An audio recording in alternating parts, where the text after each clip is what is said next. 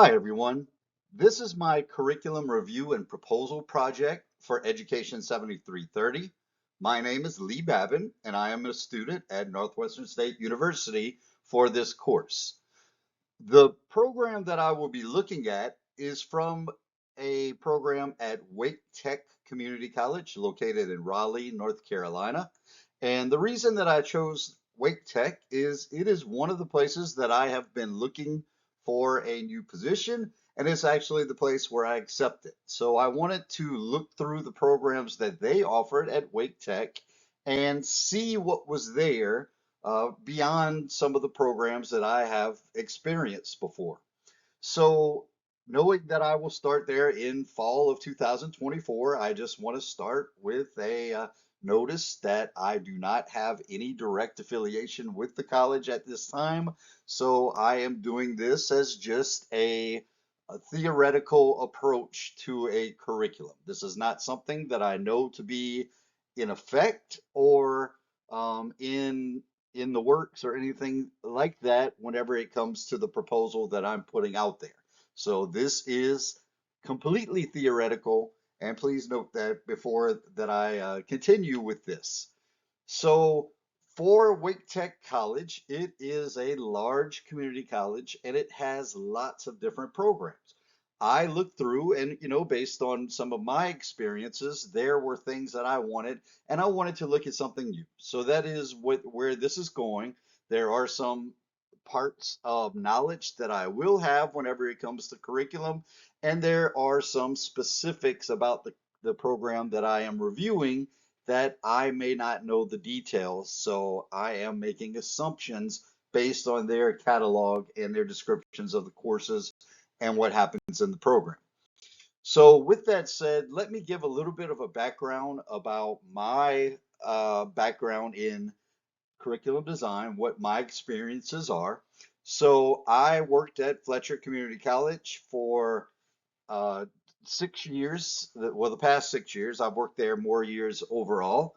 And during the entire time that I was there, this last time from 2018 through the end of 2023, I was involved with the curriculum committee. So, one of the things that we did in the curriculum committee was that we looked over any kinds of proposals to changes in curriculum.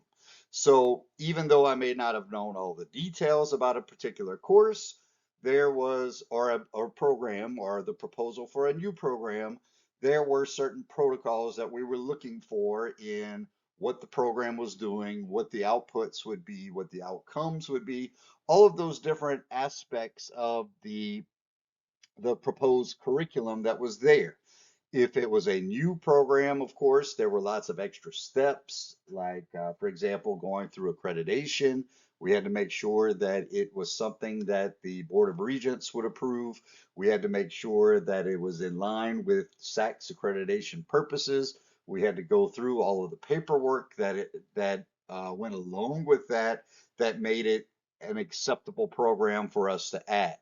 Um, and in regards to the curriculum, it was generally not considered that we were inventing the wheel whenever it came to any curriculum. There were basically studies done of comparing other programs that already existed and what the programs themselves did, whether they were a bachelor's degree program that was being moved into a 2 year degree or even a 1 year certificate program. There were considerations for what had to be done, what courses needed to be offered, what was changed. And we also had other aspects like the Board of Regents, the matrix for that. The Louisiana Board of Regents has a matrix that shows transferable courses throughout every uh, institution of higher education within the state. So any new program had to adhere to that, especially if there was going to be a transferable component to that. So students getting their 2 year degree and they want to continue on into that same program or do something that was related to that program, we had to ensure that every single course was matching up with that Board of Regents matrix and doing what it said it was supposed to do and meeting the needs. And there had to be comparisons to other programs that were doing it so that it would be approved on the Board of Regents level and then later on the accreditation level, which for us was the SAC COC. So that was my involvement with the curriculum committee in understanding what it takes to design curriculum. And, for the easier portions was to make edits to the curriculum, which did not usually entail as much. Now, if a new course was proposed, then that course had to go through all the same stringent details that was done for a program. But if there were changes to a course, it can be done within the curriculum committee, it can be internal. What I'm proposing would be some changes. So I'll have something that's a additional course. So that would be something that would have to go through what I would assume would be something equivalent to the North Carolina Board of Regents and also the SAC-COC. But that experience has given me some knowledge of the processes, what is involved, and what it would take to make those changes in a program. Another aspect is I was the general studies coordinator. Most of the time that I was there, right now, I think it was 2020 that I took over it in that role and continued that until I left at the end of 2023. And for the general studies coordinator position, I did propose one major curriculum change to our certificate of general studies. So one thing that we had going on was we had some of our barriers in students being able to progress. And the one thing that we had for our certificate was basically students had to hit one course of each area of the liberal arts studies. So that was one English, one math, one history, one um, social science, one physical science. But in our program, we had a couple of things that weren't necessary across the board. One, we had two Englishes that were required. That was preventing us from getting certificates of general studies from those programs that only required one English. And we also had a specific computer course that was not necessary to all programs. So I had suggested a curriculum change where those were just electives towards the Certificate of General Studies. They were not requirements, even though they were requirements for the Associate of General Studies, which was a full 2-year degree. They shouldn't have to be necessary for the certificate if we wanted a lot of our students to be able to earn that certificate. So we got rid of that second English course and we got rid of the computer requirement as part of the certificate, and it allowed more students to be able to earn that certificate on their way towards an associate's degree. And then finally, my last portion of experience in curriculum design is I was the assessment specialist, and as the assessment specialist, I aided all of the programs across campus in any type of assessment needs that they had, but also I would help them in anything that they were looking for. So I would consult them on the curriculum changes they may want to take, and just as one of the examples recently that I've had, the and I'm not going to be able to think of the exact name of that program right now, but the petroleum program. So it was dealing with students who were looking to work in oil field of some sort and get a degree in that, whether that be in management or production or whatever it may be for a part of that program. The initials were IPT.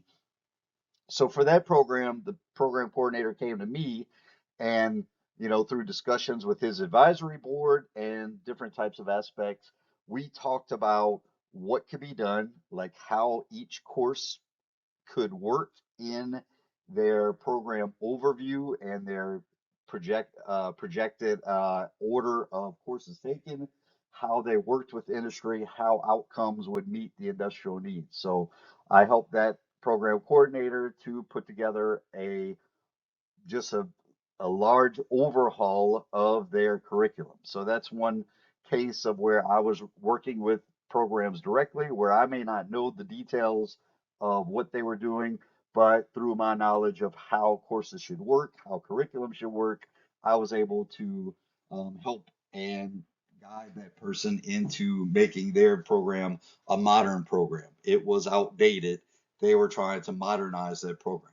So all three of these together have come there. So I wanted to tackle a program that I know nothing about, don't know exactly what they do. I can have some ideas, like I said, if I look in their catalog and read about the program and the course descriptions and everything, but I am going into this blind. So that is where I wanted to make a challenge for myself. Yes, I could have gone back to a program that I already worked with before and knew what they were doing, knew how they were making those changes, but this is to push myself forward, challenge myself, give me some undertakings in if I ever get the opportunity again to work with a curriculum committee or as an assessment specialist or as a coordinator of a program, how would I go about this? So, with that said, the program that I went to and going through the list in our review of a program, I went to Wake Tech Community College as the place where I was looking at a program. I went into their Department of Arts and Modeling, or Art and Modeling, as it's called there, and I chose just a program that interested me. It was like, wow, this is something we don't have at the college where I'm at, but this would be an interesting type of program to be a part of. There, I like video games. I have played video games my entire life. I have presented at Northwestern State about two video games before. So there are types of aspects of this that interest me. So they have this program, Simulation and Game Development, which I'll shorten and call SGD. You can see the link there directly to their program on their site and what their goals of their academic program is. Students in the simulation and game development, art and modeling Associate of Applied Science degree program receive hands-on training in design, 3D modeling, animation, and level design for the purpose of creating simulations and games. So if it's in the Department of Art and Modeling, obviously this type of program is more on the visual side. And as we review their program and look at what they're doing, then we'll see that that's exactly what they're doing. So let me move on to that next part. So this is what they have on their website as their program planning guide. So what do they suggest to their majors in this program of the order of the way that they're taking the courses? So you can see the courses there.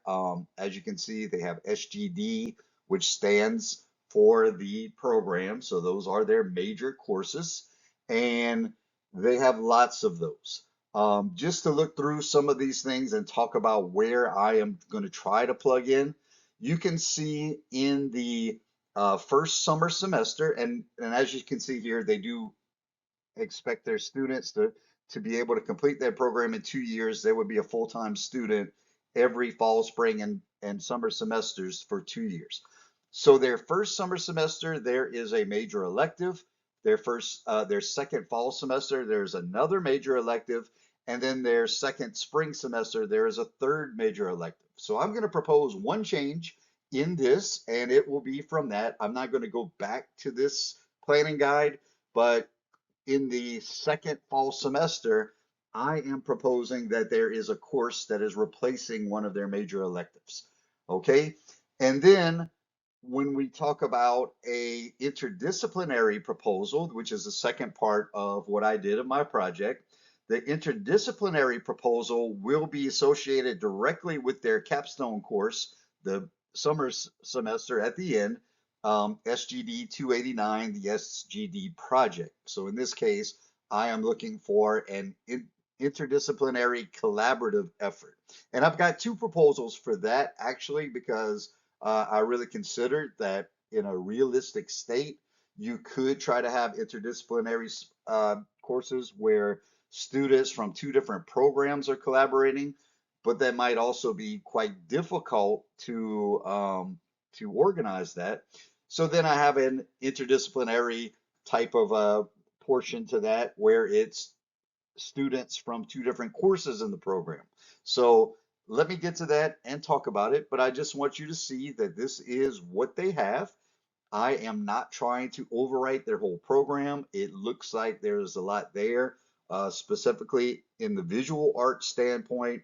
They have a lot of aspects of the program in their curriculum that is dealing with the visual arts aspect.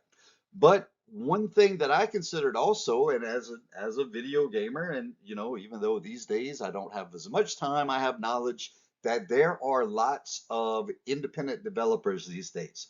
So independent developers are either single people or small teams. I have personally interacted before with some people who are in the video game industry and have dealt with their processes and some of their struggles of what they do. But in those cases, they do everything. So it's not like those big teams, those AAA games where there are, literally hundreds of people working on it, just like a movie would be. There are small teams where they have to have aspects of the visual arts standpoint, programming, making it look nice. They have to have the writing standpoint. So they're not only writing program, they're also writing dialogue and other narrative for those games. They have to be music creators. They have to do lots of different aspects. And the big thing of what you'll see that I will be proposing also is they have to be able to market their game too. So they're doing all of that all together. So how can this program also help those independent producers to be able to put their stuff out there and actually be good and be something that people want? So that is what I'm looking for this program. Okay, so first, let me talk about the program change proposal. And like I mentioned, they would replace the major elective. I would propose that that would be the second fall where they have a major elective. That was a 3-hour elective that they proposed.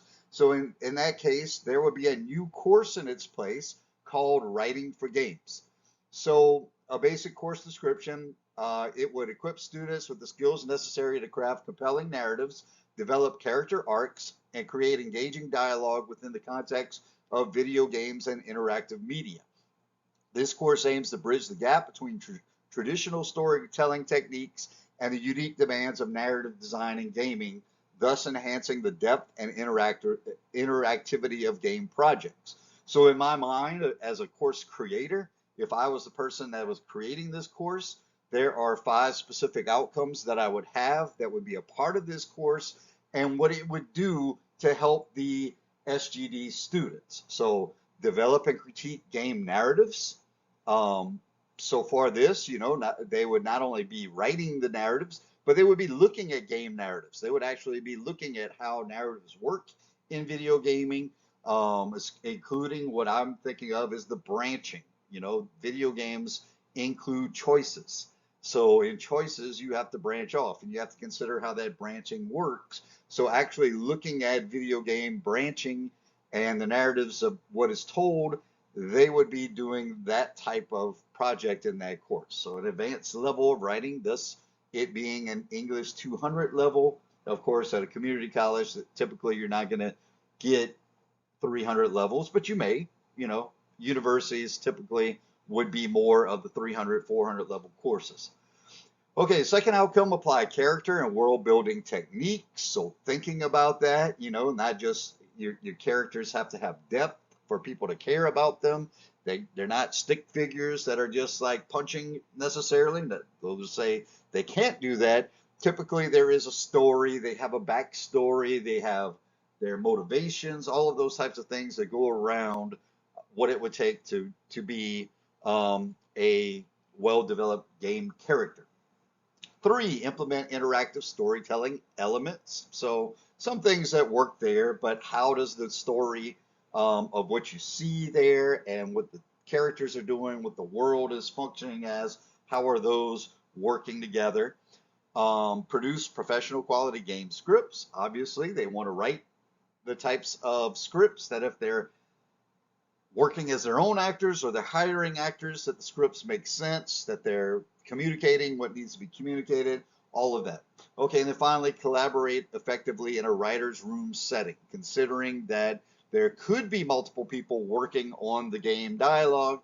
How would they work together when they're bringing together different parts and working through different characters and different settings?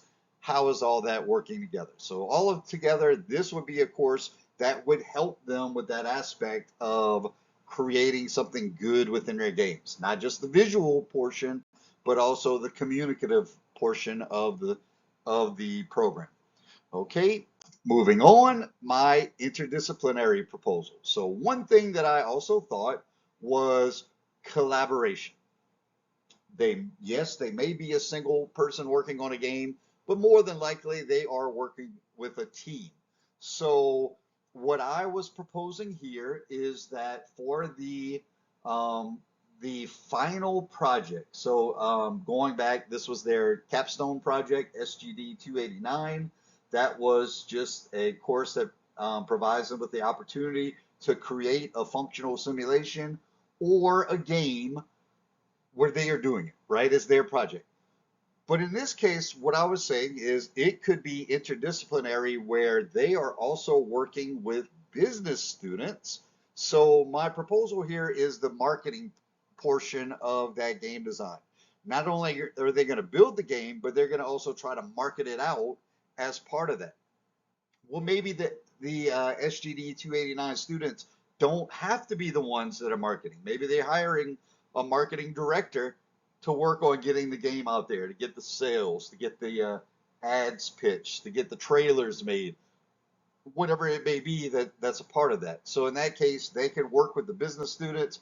Um, I think that the WBL stands for Work-Based Learning 113, so it is one of the requirements of business students at the college that they have to take that course. So what I was proposing here is two majors coming together, collaborating on a project, and it would count for each of their capstones for their programs.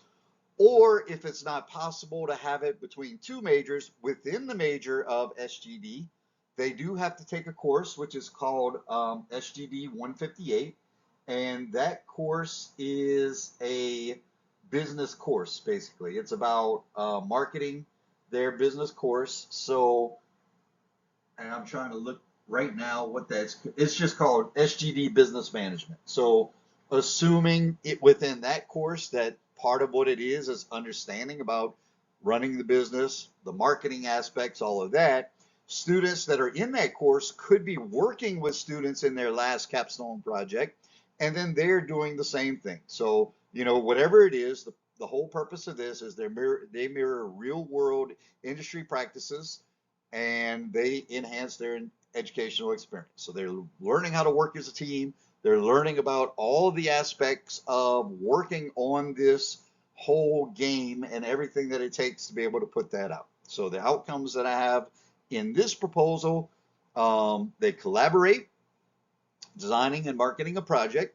They gain insights into the business aspects of game production, and they learn how to communicate and justify creative decisions within the framework of business viability and market requirements. So that last one is where it is all coming together. Decisions might have to be made about that, like just off the cuff here, the rating of a game. Is it an MA, mature audiences only game? Is it basically a G rating where little kids can play it? You have to make some decisions and how you're telling the story based on that, or the amount of gore that is allowed in the game if it's a violent game of some sort. So there are lots of aspects where this can work together, and these are just, like I said from the very beginning, some theoretical thoughts about this program and some things that can make it a more holistic type of program to help those students who are going to move on to game design.